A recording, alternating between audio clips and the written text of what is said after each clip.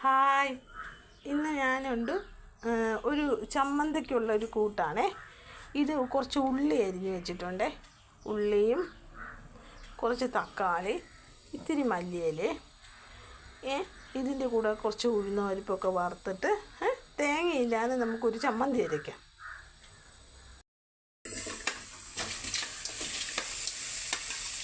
നമ്മളെല്ലാം കൂടെ ഇതിട്ടിട്ട് നമ്മൾ ചെറുതായിട്ട് വതക്കി എടുക്കണേ. ഇത്തിരി ഇതിട്ടിട്ട്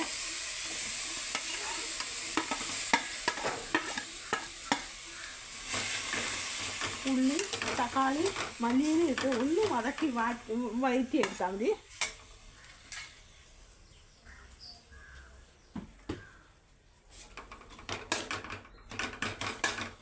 ഒന്ന് വഴറ്റിയെടുത്താണ്. കായത്തിൻ്റെ കായം ഉണ്ടല്ലോ, എൻ്റെ അടുത്ത് പൊടിയേ ഉള്ളേ, കട്ടയില്ല. പൊടിയാണ് ഞാനിപ്പോൾ യൂസ് ചെയ്യുന്നത്, പൊടിയാണ് ഉപയോഗിക്കുന്നത്. ഇത് ഞാൻ മിക്സിയിൽ ജാറിൽ ഒന്ന് അരച്ചിട്ട് വരാമേ. താളിച്ചതും കൂടെ അതിൻ്റെ മേലിൽ കൂടെ ഒഴിച്ച് ശകലം ഞാൻ വെള്ളം ചാദിക്കുകയാണ്. എന്താണെന്ന് കഴിഞ്ഞാൽ ഇത് ചമ്മന്തി ഇതായിട്ട് കുറച്ച് വെള്ളം ചാദിച്ചാൽ നമ്മുടെ ഇഡ്ഡലിയുടെ കൂടെ കഴിക്കാം. അതല്ലാതെ നമുക്ക് വേണമെങ്കിൽ ചോറിൻ്റെ കൂടെ ഈ ചമ്മന്തി കൂട്ടി കഴിക്കാമേ. ഇപ്പം നിങ്ങളെല്ലാവരും ഇതൊന്ന് ട്രൈ ചെയ്ത് നോക്കണേ.